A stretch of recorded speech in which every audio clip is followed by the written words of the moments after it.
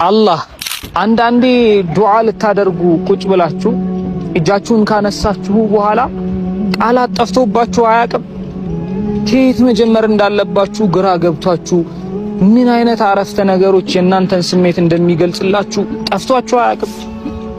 ቁርአን ላይ አላህ ካስቀመጣቸው በጣም ከሚገርመኝ የቁርአን ሐረጎች መካከል አላህ እንዲህ ይላል፣ ቀድ ነራ ተቀሉበ ወጅሂከ ፊሰማእ። የአላህ መልእክተኛ ያ ነቢ ሙሐመድ ዓለይሂ ሰላቱ ወሰላም ከጭንቀት ከውጥረት ብዛት ከኛ እርዳታንና እገዛን ክጀላ ወደ ሰማይ ያንጋጠጥክበትን ስብር ብለህ ወደ ሰማይ ያየህበትን ፊትህን ስሜቱን አይተነዋል። ፊትህን አይተን ተረድተንሃል ይላል አላህ ሱብሓነሁ ወተዓላ። ያ ሰላም